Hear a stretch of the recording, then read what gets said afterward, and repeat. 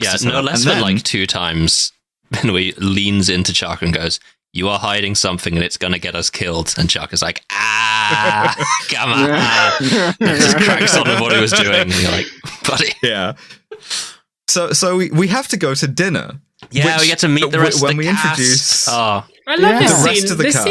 This scene's like a play. It's a perfect It's one of the best scenes Both in the the dinner movie. table scenes are fucking phenomenal. Yes.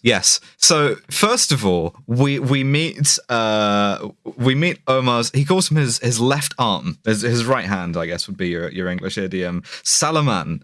And this is great because another one of my favorite genders, the weird off-putting guy's second weirder, more off-putting guy, the Torgo to his Manos.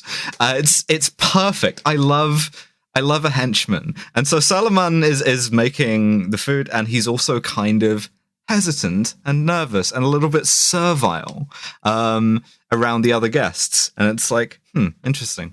And we also have Awa, who has been staring daggers at everyone but specifically Shaka from the second he sets foot in the camp. I fucking love Awa, and I love the way this scene is like, let's all sit down to dinner, and like you expect it's going to be like, let's very slowly build the tension.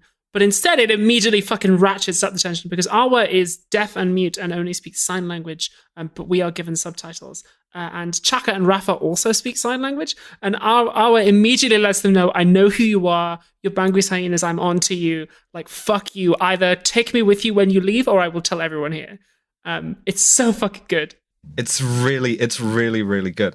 And we have this whole conversation because Rafa he quotes Thomas Sankara, which I really like. He quotes him 2 units. And I like this because it establishes something about Rafa that I think develops later on. There's another point where I want to draw this out, that I think Rafa has sort of a quiet backstory as a disillusioned revolutionary. That's what I thought too. Because he references Sankara in a way that is purely ironic.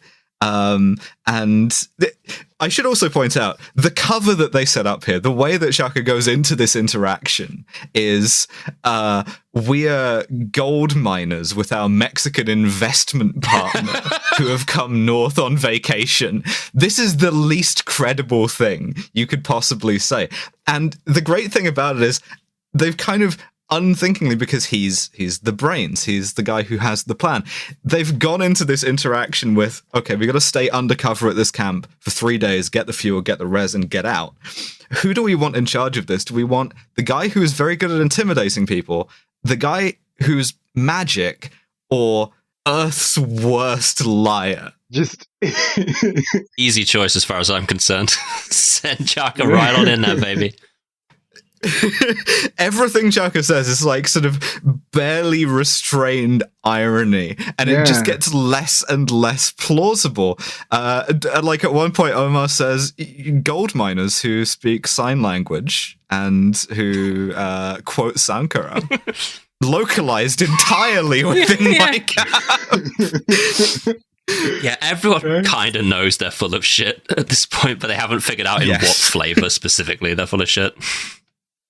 And Chaka's actor, Yann Gael, who's like great actor, but he can't really hide what's going on, right? In his heart. He just like it's very obvious that he's like, there's a bit where they ask him, why are you always fucking wearing gloves? And he's like, oh, I like to keep my fucking hands clean. And it's like, it's just a weird scene. It's awkward.